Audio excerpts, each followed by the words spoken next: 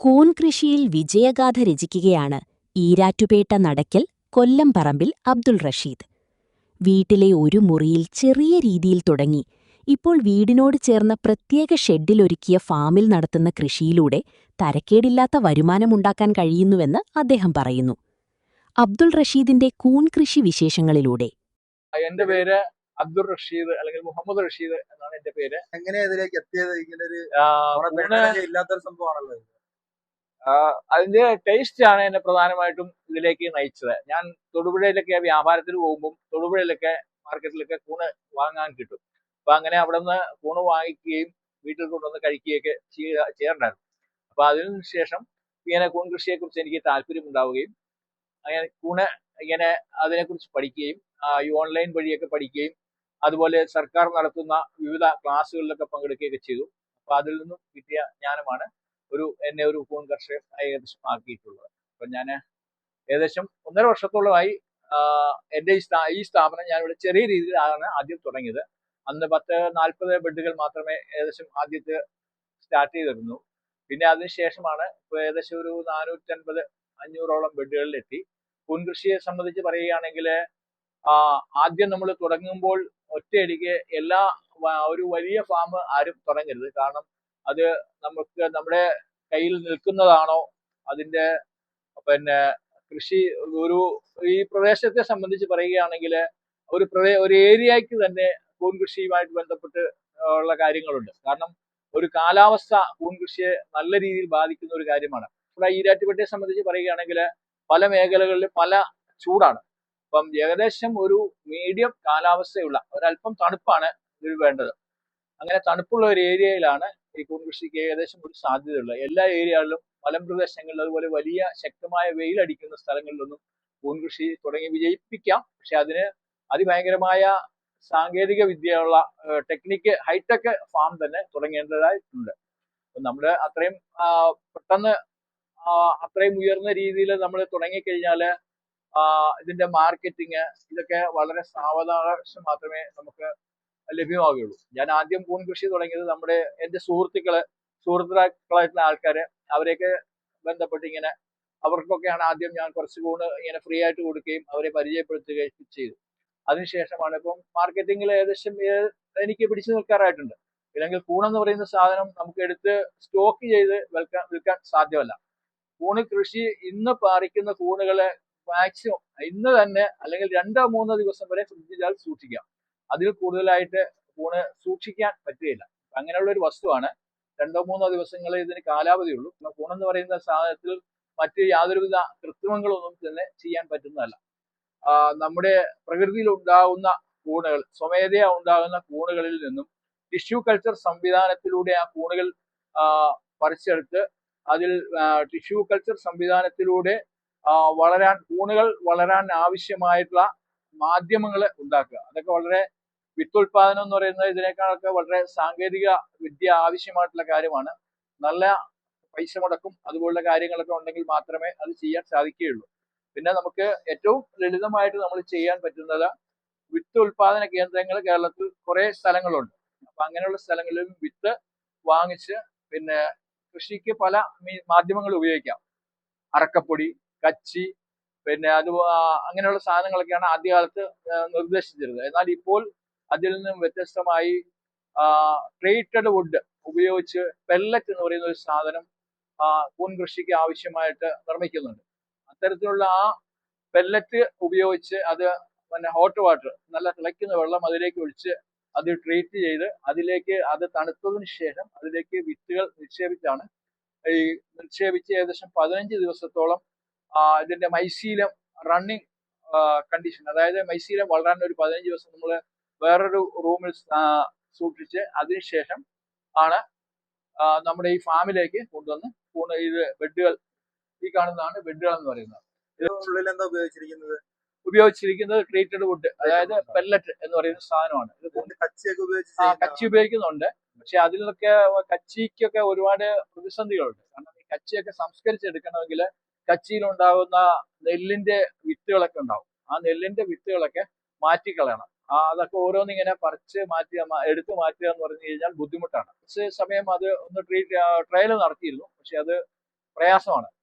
അതുകൊണ്ടാണ് ഇപ്പൊ ഞാൻ ഈ പെല്ലറ്റ് എന്ന് പറയുന്ന സാധനം ഉപയോഗിച്ച് കൃഷി നടത്തിക്കൊണ്ടിരിക്കുന്നത്. അത് വാങ്ങാൻ കിട്ടുന്നതാണ്. ട്രീറ്റഡ് നമ്മുടെ വൃക്ഷങ്ങളൊക്കെ ഉപയോഗിച്ചിട്ടാണ് അത് ഉണ്ടാക്കുന്നതെന്ന് തോന്നുന്നു. ഞാൻ ഏകദേശം വാങ്ങിക്കുകയാണ് ഇപ്പൊ ചെയ്യുന്നത്. അത് വാങ്ങിച്ച് നമ്മൾ 25 കിലോ ബാഗായിട്ടാണ് അത് കിട്ടുന്നത്. അങ്ങനെയുള്ള ബാഗുകൾ വാങ്ങിച്ചു കൊണ്ടുവന്ന് അതിൽ ചൂടുവെള്ളം ഒഴിച്ച് അത് 15 ദിവസം ഈ സ്പോൺ റണ്ണിങ് ടൈപ്പ് അതിൽ സൂക്ഷിച്ചതിന് ശേഷം ആണ് അത് അതിനുശേഷം ഏകദേശം ഒരു ഇവിടെ കൊണ്ടുവന്ന് ഇങ്ങനെ ഈ തണുപ്പുള്ള കാലാവസ്ഥ ഇതിനായിട്ട് ഞാൻ സജ്ജീകരിച്ചിരിക്കുന്നത് ഈ ഹണികോം പാഡ് എന്ന് പറയുന്ന ഒരു സംവിധാനമാണ്.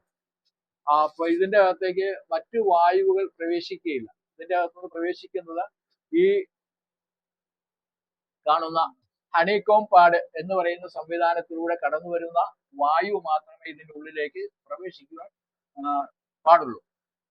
അതിന് ചെറിയ നനവ് കൊടുക്കാനാണ് ഏകദേശം ഈ ഇത് ഉപയോഗിച്ചിരിക്കുന്നത്. ഈ കാണുന്ന അതിന്റെ പേര് ഫോഗർ സംവിധാനം വഴി ഇതിൽ ആവശ്യമുള്ള 10 മിനിറ്റ് ഇടവിട്ട് ഇതിലേക്ക് വെള്ളം ഇതിൽ കൂടി സ്പ്രേ ചെയ്തുകൊണ്ടിരിക്കും, ചെറിയ കണങ്ങളായിട്ട്. അതാണ് ഇതിന് ആവശ്യമായിട്ടുള്ള നനവ് കൊടുക്കാനുള്ള സംവിധാനം ചെയ്തിരിക്കുന്നത്. പിന്നെ ഇങ്ങനെ കൂണ് ഉണ്ടാകും എല്ലാ ദിവസങ്ങളും. ഒരു ദിവസം ഒരു 3 കിലോ 4 കിലോ 5 കിലോ, ചില ദിവസം കൃഷിയാണ്, ചില ദിവസങ്ങളിൽ 1 കിലോ ഒക്കെ ഉണ്ടാവുകയുള്ളൂ. അങ്ങനെയൊക്കെയാണ് വിൽപ്പന. നമ്മുടെ സമീപ പ്രദേശങ്ങളിലുള്ള പച്ചക്കറി മാർക്കറ്റുകൾ അങ്ങനെയുള്ള സ്ഥലങ്ങളിലാണ് ഇത് വിൽക്കുന്നത്. പിന്നെ അല്ലാതെ പാർട്ടികൾ ഡയറക്റ്റ് ആയിട്ട് നമ്മളോട് ഇവിടെ വന്ന് വാങ്ങാറുണ്ട്. അതല്ലാതെ തന്നെ നമ്മുടെ സുഹൃത്തുക്കളെ, കമ്പാനിയൻസ് അങ്ങനെയുള്ള ആൾക്കാരൊക്കെ നമ്മളോട് കൂടെ ആവശ്യപ്പെട്ട് നമ്മൾ അവർക്ക് കൊണ്ട് എത്തിക്കാറുണ്ട്. അങ്ങനെയൊക്കെയാണ് ഇതിന്റെ മാർക്കറ്റിംഗ് നടന്നുകൊണ്ടിരിക്കുന്നത്.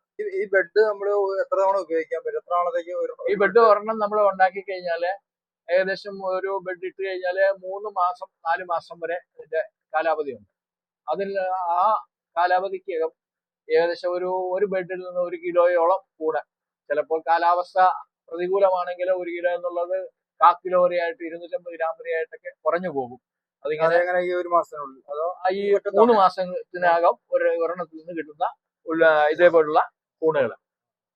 കൂൺകൃഷി എന്ന് പറയുന്നത് കാലാവസ്ഥയെ മാത്രം ആശ്രയിച്ച് അല്ലെങ്കിൽ ഹൈടെക് ഫാം എന്നുള്ളതൊരു നമ്മുടെ റൂമിലെ ക്ലൈമറ്റ് കൃത്യമായിട്ട് ഇത്ര ഡിഗ്രി സെന്റിഗ്രേഡ് നമുക്ക് നിയന്ത്രിക്കാൻ സാധിക്കുന്ന രീതിയിലുള്ള ഒരു ഫാം ആണ് എങ്കിൽ നമുക്ക് കുറെ കൂടെയൊക്കെ ഉൽപാദനം കൂട്ടിയെടുക്കാൻ പറ്റും. പക്ഷെ ഇത് നമുക്ക് അത്രയും ഒരു വിപുലമായ ഫാം അല്ല. ഏകദേശം നമ്മുടെ യൂട്യൂബിൽ നിന്നും ഒക്കെ പഠിച്ച് ലഭിച്ച ഒരു ഹൈടെക് ഫാം എന്ന് പറയാൻ സാധ്യമല്ല എങ്കിൽ പോലും ഒരു ഏകദേശം ഇതിന് ആവശ്യമായിട്ടുള്ള ഒരു കൃഷി രീതികളൊക്കെയാണ് ചെയ്തിരിക്കുന്നത്. ഇതിൽ നിന്നും ഇതിൽ നിന്നും മാത്രമേ വായു ഇതിന്റെ ഉള്ളിലേക്ക് പ്രവേശിക്കുകയുള്ളൂ. പിന്നെ ആ വായു പുറത്തേക്ക് വലിച്ചു കളയാനായിട്ട് ഇവിടെ ഒരു ഫാൻ സെറ്റ് ചെയ്തിട്ടുണ്ട്. ഫാൻ ആൻഡ് പാഡ് എന്നാണ് ഈ സംവിധാനത്തിന് മൊത്തത്തിൽ അറിയപ്പെടുന്ന പേര്. ഇങ്ങനെ ചെയ്തിട്ടാണെങ്കിൽ ഏകദേശം എല്ലാ ദിവസവും കൂണ് പറിക്കാൻ പറ്റും. രാവിലെ ഒരു 7 മണിക്ക് സമയത്ത് ഞാൻ കൂണ് പറിക്കുകയും അതിനുശേഷം ഇങ്ങനെ പാക്ക് ചെയ്ത് മാർക്കറ്റിൽ എത്തിക്കുകയാണ്. ഈ ബിസിനസ്സിലെ എൻ്റെ മോനെ ഭാര്യ ഇവരൊക്കെ പങ്കാളികളാണ്. അവരൊക്കെ ചെറിയ രീതിയിലൊക്കെയുള്ള സഹകരണങ്ങളൊക്കെ അവരൊന്നും ഉണ്ടാകാറുണ്ട്. ഇങ്ങനെ നല്ല രീതിയിൽ ഞാൻ ഈ പ്രസ്ഥാനം ഇങ്ങനെ കൊണ്ടുവരും. ഈ ബെഡിന്റെ മുകളിൽ ഒരു പൈപ്പ് വെച്ചിട്ടുണ്ടല്ലോ, ഈ പൈപ്പ് എയറേഷൻ, അതായത് ഈ പുറത്തു നിന്നുള്ള ഈ ഇതില് എന്താണ് ഈ സാധനത്തിന്റെ പേര്, ഒരു മൈക്രോഫോൺ ടേപ്പ് എന്ന് പറയുന്ന ഒരു ടേപ്പ് ഇതിൽ ഒട്ടിച്ചിട്ട് ഒരു പൈപ്പ് ഫിറ്റ് ചെയ്തിട്ട് ആ പൈപ്പിലൂടെ ആ മൈക്രോഫോൺ ടേപ്പിലൂടെയാണ് ഇതിന്റെ ഉള്ളിലേക്ക് എയർ പ്രവേശിക്കുന്നത്. അപ്പൊ അതിനു വേണ്ടിയിട്ടാണ് പൈപ്പ് വെച്ച് ഇങ്ങനെ മൈക്രോഫോൺ ടേപ്പ് ചെയ്തിരിക്കുന്നത്. പൂർണ്ണമായും പാകമായിട്ടില്ല. ഏകദേശം ഒരു ഇത്രയും വലിപ്പമുള്ള കൂണുകളൊക്കെയാണ് നമ്മൾ പറിക്കുന്നത്. ഇത് ചെറിയ മുട്ടുകളാണ്. ഇത് നാളെ പറിക്കാൻ പറ്റില്ല, മറ്റന്നാളത്തേക്ക് ഏകദേശം പറിക്കാറാവും. ചില കൂണുകള് ചെറുതാണെങ്കിലും വലിപ്പം ചെറുതാണെങ്കിലും അത് പിന്നെ അതിന്റെ പരിചയത്തിന്റെ അടിസ്ഥാനത്തിൽ അത് വിളവെത്തിയതായിരിക്കും. അത് കൂണുകൾ കാണുമ്പോഴേ അറിയാൻ പറ്റുള്ളൂ. ഏകദേശം ഒരു പരിചയത്തിന്റെ അടിസ്ഥാനത്തിൽ മനസ്സിലാക്കാൻ പറ്റുള്ളൂ. ഇതാണ് ഞാൻ പറഞ്ഞത്. കൂണുകൾ വലിപ്പം കുറവാണെങ്കിൽ തന്നെയും ഇതിന്റെ വളർച്ച എത്തിയ കൂണുകളാണിത്. ഈ കൂണ് ഇന്നലെ പറിക്കേണ്ടതായിരുന്നു. അത് പറിക്കാൻ പറ്റാതെ അവിടെ നിന്ന് കേടായതാണ്. അതിനി ഉപയോഗിക്കാൻ പറ്റിയില്ല. വേസ്റ്റ് കളയാൻ മാത്രമേ പറ്റുള്ളൂ. അതെ, ഇത് നല്ലൊരു കൂണാണ്. ഒരു കൂൺ ഇങ്ങനെ ചെറിയ മുകുളങ്ങൾ കണ്ടു തുടങ്ങിക്കഴിഞ്ഞാൽ അതില് ചെറിയ മുകുളങ്ങൾ നിൽക്കുന്നത് ഇത് ഏകദേശം ഇതൊക്കെ കളയാറായ ബെഡുകളാണ്. എങ്കിൽ തന്നെയും ചില ദിവസങ്ങളിലൊക്കെ ഇത് ഉണ്ടാകും. അതാ ഇത് 2 ദിവസം പ്രായമായ ഒരു ദിവസം പ്രായമായ മുകുളങ്ങളാണിത്. ഇനി നാളെ മറ്റന്നാളത്തേക്ക് ഇത് പറിക്കാൻ പാകമാകും. 3 ദിവസം എടുക്കും. 3 ദിവസം ആകുമ്പോൾ 3 ദിവസം ഇതിന്റെ അകത്ത് ഉണ്ടായി നിൽക്കുള്ളൂ. 3 ദിവസം കൊണ്ട് പൂർണ്ണ വളർച്ചയെത്തും. ഈ കാണുന്ന കൂണ് ഇത് ഇന്ന് രാവിലെ തന്നെ പറിച്ചില്ല എങ്കിൽ ഇത് ആയതുപോലെ ഈ കൂണും നാളത്തേക്കാണെങ്കിൽ ഇതുപോലെ പഴുത്ത് നഷ്ടപ്പെടും. ഇത് ഓയിസ്റ്റർ മഷ്റൂം എന്ന് പറയുന്ന ഐറ്റത്തിൽ പെട്ടതാണ്. സൂക്ഷിക്കുന്ന ഫ്രിഡ്ജിൽ തന്നെ, അല്ലാതെ വേറെ മാർഗ്ഗം ഇല്ല. നമ്മൾ ഇപ്പൊ തന്നെ ഇത് പാക്ക് ചെയ്ത് കൊണ്ടുപോവാണ്. ഇത് ഉടനെ പാക്ക് ചെയ്ത് ഫ്രിഡ്ജിൽ വെച്ചാൽ 2 ദിവസം 2-3 ദിവസങ്ങൾ ഇരിക്കും. അപ്പം ഫ്രിഡ്ജിൽ സൂക്ഷിച്ചാൽ തന്നെയും ഇതിന്റെ കളറ് ഫെയ്ഡാവും. ഏറ്റവും പ്രകൃതിപരമായിട്ട് ഏറ്റവും ശുദ്ധമായ രീതിയിൽ തന്നെയാണ് നമ്മൾ ഈ സാധനങ്ങളെ മാർക്കറ്റിൽ എത്തിക്കുന്നത്. കൂണിന്റെ ഗുണങ്ങളായിട്ട് പറയുന്നത് ഇത് വൈറ്റമിൻ ഡി മെയിൻ ആയിട്ടും പ്രത്യേകമായിട്ടും ഇതിലുണ്ട്. ധാരാളമായി വൈറ്റമിൻ ഡി അടങ്ങിയ ഒരു ആഹാരമാണ്, സസ്യാഹാരമാണ്. കൂണെന്ന് പറയുന്നത് തികച്ചും ഫംഗസ് ആണ്. ഇതിലുണ്ടാകുന്ന ഫംഗസ് അഥവാ പൂപ്പൽ, ആ പൂപ്പലുകൾ കൂടി ചേർന്നാണ് ഇതുപോലുള്ള മുകുളങ്ങൾ ഉണ്ടായിത്തീരുന്നത്. ഇതിന് വളരെ കുറഞ്ഞ കാലാവധിയുള്ളൂ. ഞാൻ പറഞ്ഞില്ലേ, 3 ദിവസത്തിൽ കൂടുതൽ ഈ സാധനം ഉപയോഗിക്കാൻ പാടില്ല. 3 ദിവസം കഴിഞ്ഞാൽ ഇത് വേസ്റ്റ് ആണ്, ഡാമേജ് ആണ്. അപ്പൊ ഏറ്റവും ശുദ്ധമായ എടുക്കുന്ന നമ്മുടെ പ്രകൃതിയിൽ നിന്ന് ലഭിക്കുന്ന കൂണുകളെ 1 ദിവസം മാത്രമേ നിൽക്കുകയുള്ളൂ. പ്രകൃതിയിൽ നാം കൂണിനെ കുറിച്ച് ഏകദേശം മനസ്സിലാക്കിയിട്ടുള്ളവരാണ്. 1 ദിവസം മാത്രമേ ആ കൂണ് നിലനിൽക്കുകയുള്ളൂ. ഇത് ഈ തണുപ്പുള്ള ഫാമിലായതുകൊണ്ടാണ് ഏകദേശം ഒരു രാവിലെ മുതൽ വൈകുന്നേരം വരെ ആയിക്കഴിഞ്ഞാൽ ഇതിന് കേടാവില്ല. പൂർണ്ണ വളർച്ചയെത്തിയ കൂണ് രാവിലെ മുതൽ വൈകുന്നേരം വരെ നിർത്തിയാൽ കേടാവില്ല. അതിനപ്പുറത്തേക്ക് പിറ്റേന്ന് രണ്ടാമത്തെ ദിവസം 3-ാമത്തെ ദിവസമൊക്കെ ആയിക്കഴിയുമ്പോൾ തിരിച്ചും മോശമായിരിക്കും. അങ്ങനെ എന്തെങ്കിലും അനുഭവം ഉണ്ടായിട്ടുണ്ടോ? ഇങ്ങനെ കൂടുതലായിട്ട് നഷ്ടങ്ങൾ വരികയോ അങ്ങനെ? ചിലപ്പോ നമ്മൾ ഒരു കൂണുകൾ പോലെ മണ്ടയിലൊക്കെ നിൽക്കുന്ന മറവിലൊക്കെ നിൽക്കുന്ന കൂണുകള് നമ്മൾ കാണാൻ പറ്റാതെ വന്നു കഴിഞ്ഞാൽ അത് ഡാമേജ് ആയി പോകും. കൂടുതലായിട്ട് കിട്ടിയത് അങ്ങനെ ഏതെങ്കിലും ഒരു സമയത്ത് ഒരുപാട് കൂടുകൾ മഴ സമയത്ത് കാലാവസ്ഥ നല്ല തണുപ്പുള്ള നല്ല മഴ പെയ്യുന്ന സമയങ്ങളിലൊക്കെ കൂടുതലായിട്ടുണ്ടാകും.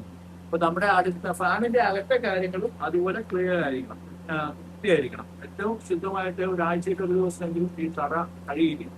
അതിന് നമ്മളിവിടെ പൈപ്പ് സംവിധാനങ്ങളൊക്കെ ഉപയോഗിക്കുന്നുണ്ട്. കൂടിനെ സംബന്ധിച്ച് പറയുകയാണെങ്കിൽ വളരെ ശ്രദ്ധിച്ച് തുടങ്ങേണ്ട ഒരു കാര്യമാണ്. ഇവിടെ വിറ്റഴിക്കാനുള്ള ഒരു മാർഗം ഉണ്ടെങ്കിൽ മാത്രമേ നമ്മുടെ ഈ രംഗത്തേക്ക് കടന്നു വരാൻ പാടുള്ളൂ. പിന്നെ ബെഡിനെ കുറിച്ച് പറയുകയാണെങ്കിൽ ഏകദേശം ഇങ്ങനെ കൂടെ ഉണ്ടായി കഴിഞ്ഞാൽ ഈ നിൽക്കുന്നതൊക്കെ മാറ്റാറായ ബെഡുകളാണ്. ഇങ്ങനെ കൂടെ തീർന്നു കഴിയുമ്പോൾ കളർ മാറി വരും. കളർ മാറി ഫെയ്ഡായിട്ട് കളർ മാറി വരും.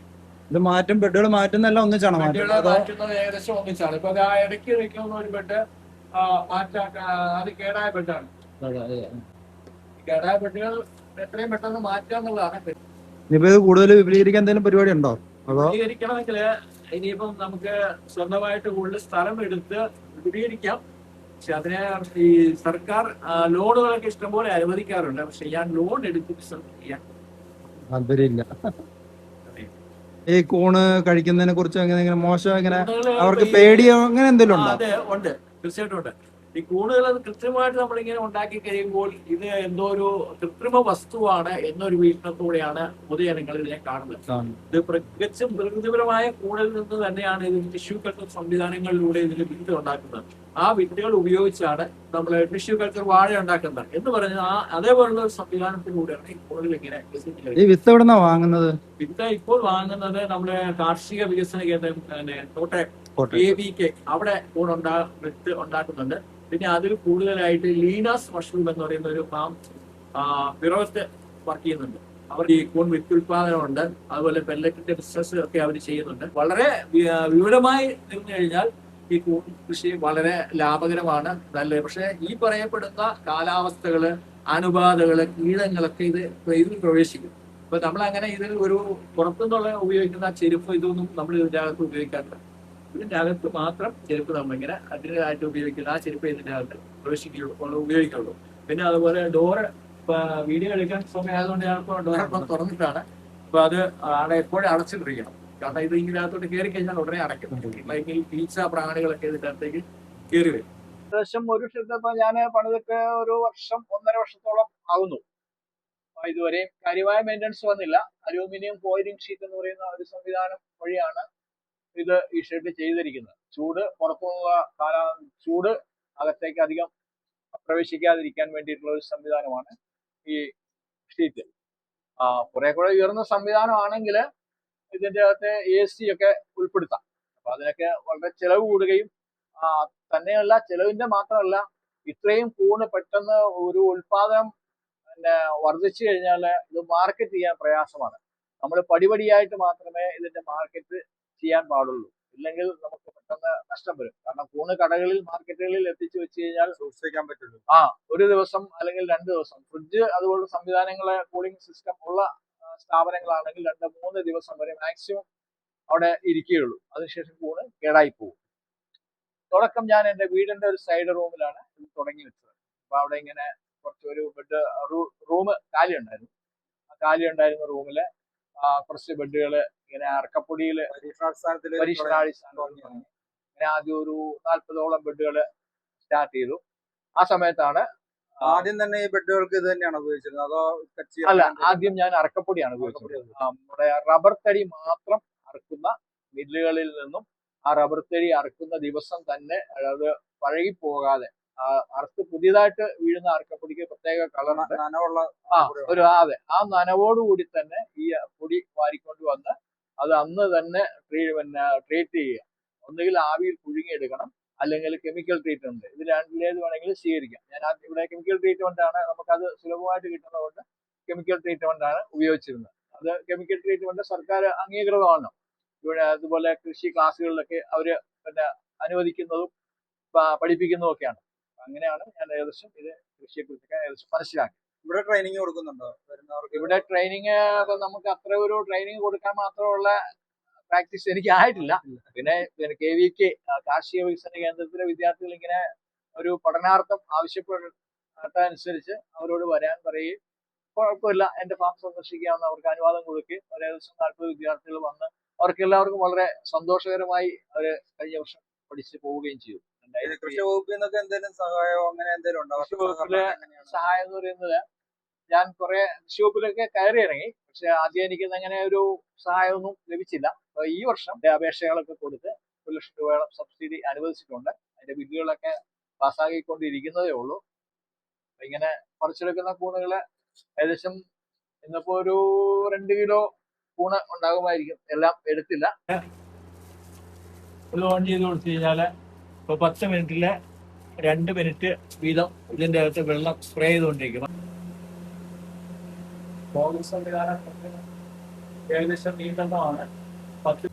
നേരത്തെ കാണിച്ച ഫാൻ ആൻഡ് പാഡിലേക്ക് ഇവിടെ നിന്നും വെള്ളം പമ്പ് ചെയ്ത് ഫാൻ ആൻഡ് പാഡിലേക്ക് എത്തിക്കുകയും അതിനുശേഷം ആ ഫാൻ ആൻഡ് പാഡ് നനഞ്ഞതിന് ശേഷം ആ വെള്ളം വീണ്ടും ഇതിലേക്ക് റൊട്ടേറ്റ് ചെയ്തുകൊണ്ടിരിക്കുകയാണ് ചെയ്യുന്നത്. അപ്പൊ അങ്ങനെയാണ് ഫാൻ ആൻഡ് പാഡ് ആ കൂളിംഗ് സംവിധാനം, ആ 4x4 സ്ക്വയർ ഫീറ്റിൽ വെച്ചിരിക്കുന്ന ആ സംവിധാനം എപ്പോഴും നനവുണ്ടായിരിക്കണം. ആ നനഞ്ഞ ഈർപ്പമാണ് നമ്മുടെ പുറത്ത് സ്ഥാപിച്ചിരിക്കുന്ന എക്സോസ്റ്റ് ഫാൻ വഴി പുറത്തേക്ക് വലിച്ചു കഴിയുമ്പോൾ ഇതിന്റെ അകത്തൊരു തണുത്ത കാലാവസ്ഥ എപ്പോഴും നിലനിൽക്കും. പുറത്ത് ഒരു 35 ഡിഗ്രി ചൂടൊക്കെ വന്നാലും ഇതിന്റെ അകത്ത് ഏകദേശം ഒരു 25-26 ഡിഗ്രി 10 ഡിഗ്രിയോളം ചൂട് ഇതിന്റെ അകത്ത് കുറഞ്ഞു കിട്ടും. അപ്പൊ അങ്ങനെയാണെങ്കിൽ മാത്രമേ കൂണ് വളരുകയുള്ളൂ, അല്ലെങ്കിൽ കൂണ് നശിച്ചു പോകും. കുട്ടികള് ഏകദേശം ഒരു 3 മാസം കാലാവധിയേ ഉള്ളൂ. ആ 3 മാസം കഴിയുമ്പോൾ അത് നമുക്ക് കമ്പോസ്റ്റ് ആയിട്ട് ഉപയോഗിക്കാം. അപ്പോൾ സർക്കാർ പുതിയ വളത്തിന്റെ ആവശ്യത്തിനായിട്ട് കമ്പോസ്റ്റിംഗ് യൂണിറ്റ് സ്ഥാപിച്ചു കഴിഞ്ഞാൽ ഈ കമ്പോസ്റ്റ് നമുക്ക് അവിടെ ഉപയോഗിക്കാവുന്ന. കൃഷിക്കൊക്കെ ഞാൻ ആദ്യമൊക്കെ കുറച്ചൊക്കെ ഉപയോഗിച്ചു, നല്ല വിളവുകൾ ലഭിക്കും. അപ്പൊ എനിക്ക് വീട്ടില് കായ്ക്കാതിരുന്ന ഒരു ബെഡിന്റെ പ്ലാവ് ചക്ക വളരെ മോശമായിരുന്നു. അപ്പൊ അതിൽ ഞാൻ ഈ കൂണിന്റെ വേസ്റ്റ് ഇട്ട് കൊടുത്തു കഴിഞ്ഞപ്പോൾ നല്ല കായ്ഫലം കിട്ടിയ ഒരു അനുഭവം ഉണ്ട് എനിക്ക്. അപ്പൊ അതുപോലെ സർക്കാർ ഇതിന്റെ വേസ്റ്റ് സംസ്കരിക്കാനായിട്ട് ഒരു കമ്പോസ്റ്റിംഗ് യൂണിറ്റ് എനിക്ക് അനുവദിക്കാവുന്ന ഇന്നലെ ഈ കൃഷി ഓഫീസറൊക്കെ ഇവിടെ വന്നു കഴിഞ്ഞപ്പോൾ എന്നെ അറിയിച്ചിട്ടുണ്ട്. അപ്പൊ അത് കമ്പോസ്റ്റിംഗ് നമുക്ക് വളമായിട്ട് എല്ലാവർക്കും മറ്റുള്ളവർക്കൊക്കെ കൊടുക്കാനും കൃഷിഭവനൊക്കെ അവരെ എടുത്തോളാമെന്നൊക്കെ ആവശ്യപ്പെട്ടിട്ടുണ്ട്. കമ്പോസ്റ്റിംഗ് യൂണിറ്റ് തുടങ്ങുന്നതിൻ്റെയൊക്കെ സബ്സിഡിയൊക്കെ അനുവദിക്കാമെന്ന് സർക്കാരിന്റെ കൃഷി ഓഫീസിൽ നിന്ന് എന്നെ അറിയിച്ചിട്ടുണ്ട്. തന്നെ നമ്മുടെ ടേബിളില് ഇങ്ങനെ കൂടിങ്ങനെ തുണിയിൽ കൊട്ടിയിടും, കോട്ടൺ തുണിയിൽ ഇങ്ങനെ കൊട്ടിയിട്ട് അത് ഇതിൻ്റെ അകത്ത് ജലാംശം വല്ലതും ഉണ്ടെങ്കിൽ നീങ്ങാൻ വേണ്ടിയിട്ട് ഫാനും ഒക്കെ ആയിട്ട് ഇങ്ങനെ നമ്മൾ തണുപ്പിച്ച് കഴിഞ്ഞിട്ട് അത് ചെയ്യുന്ന വേസ്റ്റ് ഉണ്ടാവും. അത് കട്ട് ചെയ്ത് മാറ്റി കഴിഞ്ഞിട്ടാണ് നമ്മൾ കൂണ് പാക്ക് ചെയ്ത് കടകളിൽ എത്തിക്കുന്നത്. 150 ഗ്രാം പാക്കറ്റാണ് ഇപ്പോൾ ഞങ്ങൾ മാർക്കറ്റിൽ എത്തിക്കുന്ന കൂണിൻ്റെ അളവ്. 170 രൂപ വിലയാണ് ഇപ്പോൾ ഞങ്ങൾ കസ്റ്റമറിൽ നിന്നും വാങ്ങിക്കുന്നത്. അതിൽ നിന്ന് പിന്നെ കടക്കാർക്ക് ഒരു ലാഭവിഹിതം കൊടുക്കേണ്ടതായിട്ടുണ്ട്. പിന്നെ അതുകൂടാതെ കടയിൽ വെക്കുന്ന കൂണുകൾ ഡാമേജ് വന്നു കഴിഞ്ഞാൽ അതും നമ്മുടെ റിസ്കിൽ തന്നെ മാറ്റിയെടുക്കേണ്ടതാണ്. പിന്നെ കുറേ ദിവസങ്ങൾ നമ്മൾ മാർക്കറ്റ് ചെയ്യുമ്പോൾ ഏകദേശം നമുക്ക് മനസ്സിലാകും ഏത് കടകളിലൊക്കെ കൂണ് വിൽക്കും. പിന്നെ അതേപോലെ ഒരു കൂണ് വിൽക്കുന്ന ഒരു കടകള് സ്ഥിരമായിട്ട് ആ കടയിൽ കൂണ് എത്തിക്കുക എന്നുള്ളത് നമ്മുടെ ബാധ്യതയാണ്. പിന്നെ കൂണുകൾ ചിലപ്പോൾ കൃഷിയാണ്, മറ്റു കൃത്രിമ സംവിധാനങ്ങളൊന്നും ഉപയോഗിക്കാതെ തികച്ചും ഒരു കാർഷിക രീതിയിൽ തന്നെ ചെയ്തെടുക്കുന്നതായതുകൊണ്ട്, പിന്നെ കൃത്രിമം എന്ന് പറഞ്ഞു കഴിഞ്ഞാൽ അതിനാവശ്യമായ തണുപ്പും കാലാവസ്ഥയും ഒക്കെ നൽകാനാണ് ഈ ഫാൻ ആൻഡ് പാഡ് അതുപോലുള്ള കാര്യങ്ങളൊക്കെ ഉപയോഗിക്കുന്നത്. അല്ലാതെ തികച്ചും ഇത് തീർച്ചയായും ഇതൊരു പ്രകൃതിപരമായ ഒരു സാധനം ആവശ്യമുള്ള വസ്തുവാണ്. ഇത് നമ്മൾ ഉപയോഗിക്കുന്നതുകൊണ്ട് നമ്മുടെ ശരീരങ്ങളിലെ മസിലുകളൊക്കെ നല്ല ബലപ്പെടുകയും അതുപോലെ കാൽഷ്യം, വൈറ്റമിൻ ഡിയും കാൽഷ്യം കൂടെ നമ്മൾ കഴിച്ചു കഴിഞ്ഞു കഴിഞ്ഞാൽ നമ്മുടെ ശരീരത്തിന് ആവശ്യമായുള്ള കാൽഷ്യം ലഭിക്കും. നമ്മൾ കാൽഷ്യം മാത്രം കഴിച്ചുകൊണ്ട് കാര്യമില്ല. കാരണം കാൽഷ്യം കഴിക്കുന്നതിനോടൊപ്പം വൈറ്റമിൻ ഡി കൂടെ ഉപയോഗിച്ചെങ്കിൽ മാത്രമേ നമുക്ക് ഡോക്ടർമാരൊക്കെ നമുക്ക് സാധാരണ കാൽഷ്യം ഗുളികകൾ കൊടുക്കുക, അല്ലെങ്കിൽ വൈറ്റമിൻ ഡി ഗുളികകൾ കൊടുക്കുമ്പോൾ കാൽഷ്യം കൂടി കുറവുള്ള ആൾക്കാരാണെങ്കിൽ അവർക്ക് കാൽഷ്യവും വൈറ്റമിൻ ഡിയും കൂടെ ചേർത്തുള്ള ഗുളികകളാണ് അല്ലെങ്കിൽ ടാബ്ലറ്റ്സുകളാണ് നൽകാറ്. അപ്പോൾ അതൊക്കെ ഇങ്ങനെ ശാസ്ത്രീയമായ പഠനങ്ങളിലൂടെയൊക്കെ മനസ്സിലാക്കാൻ സാധിച്ചിട്ടുള്ള കാര്യങ്ങളാണ് ഇതൊക്കെ. ചിലപ്പോൾ ലാഭം കിട്ടും, ചിലപ്പോൾ നഷ്ടമായിരിക്കും. കാരണം കടകളിൽ നമ്മൾ ആദ്യമായിട്ട് കൊണ്ടുപോയി വെച്ച് കഴിഞ്ഞാൽ 10 പാക്കറ്റ് കൂണ് ഒരു കടയിൽ വെച്ച് കഴിഞ്ഞാൽ 10 പാക്കറ്റ് ഒന്നും വിൽക്കില്ല. നമ്മൾ 1 പാക്കറ്റ് 2 പാക്കറ്റ് ഒക്കെ കൂണുകളെ അല്ലെങ്കിൽ 3 പാക്കറ്റ് കൂണുകളൊക്കെ മാത്രമേ ഒരു കടയിൽ വെക്കാൻ പാടുള്ളൂ. കൂടുതൽ കൂണ് എത്ര ആവശ്യമുണ്ടെന്ന് നമ്മളെ കുറെ കാലങ്ങൾ കൊണ്ട് പഠിച്ച് മനസ്സിലാക്കിയതിന് ശേഷം മാത്രമേ ആ കടകളിലേക്ക് കൂടുതൽ കൂണ് എത്തിക്കാൻ പറ്റുള്ളൂ. നമ്മൾ വിൽക്കുന്ന കൂണുകൾ ഡാമേജ് ആയി കഴിഞ്ഞാൽ കടക്കാരെ തിരിച്ചു തരികയുള്ളൂ. അതിൻ്റെ 10 ദിവസം 1 2 അല്ലെങ്കിൽ 2 3 5 കിലോ വരെയൊക്കെ കൂണ് എൻ്റെ ഫാമിൽ നിന്ന് ഏകദേശം ചില ദിവസങ്ങളിലായിട്ട് എനിക്ക് ലഭിച്ചിട്ടുണ്ട്. ചില ഇപ്പോൾ ഇത് ഏകദേശം ഒരു 2 കിലോയുടെ മുകളിൽ കൂണുണ്ടാവും. 2 കിലോ കൂണെന്ന് പറയുമ്പോൾ ഏകദേശം ഒരു 1000 രൂപ 900 രൂപ. 3 കിലോ ചില ദിവസം 3 കിലോ വരും, ചില ദിവസം 2 കിലോ വരും. ഏകദേശം ഇതൊക്കെയാണ് ഇതിന്റെ വരുമാനം. രാവിലെ ഒരു 7 മണിക്ക് തുടങ്ങി ഒരു 9 മണിയാകുമ്പോൾ ഇതിന്റെ കൂണ് പരിപാടി കഴിഞ്ഞിരിക്കും. 150 ഗ്രാം 70 രൂപയാണ് ഇതിന്റെ MRP വില.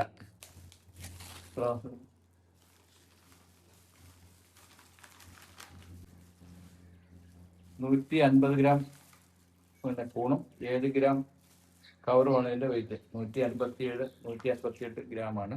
ശേഷം പാക്കിങ് തീർന്നു കഴിഞ്ഞിട്ട് ഗ്ലൗസ് മാറ്റിയതിനു ശേഷം ആണെങ്കിലും എത്തിക്കുന്നത്.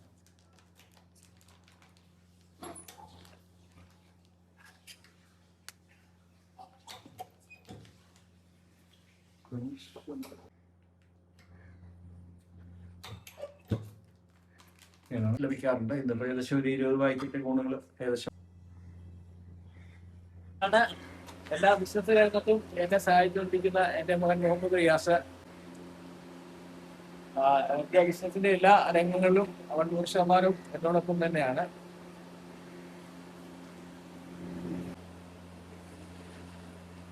ഞാൻ ഇത് കൂടാതെ എനിക്ക് വേറൊരു ബിസിനസ് കൂടെ ഉണ്ട്. ബോഡി പോളിഷ് അഥവാ അറിയപ്പെടുന്ന ഒരു പശപ്പൊടി കൂടെ ചെയ്യുന്നുണ്ട്. പൊടി ഉണ്ടാക്കുന്നുണ്ട്. പൊടി ഉണ്ടാക്കി പശപ്പൊടി മാത്രമല്ല, പശ ലിക്വിഡ് അതിന്റെ ഒരു യൂണിറ്റ് കൂടെ ഇവിടെ ഉണ്ട്. അത് തൊട്ടപ്പുറത്ത് സ്ഥിതി ചെയ്യുന്നു.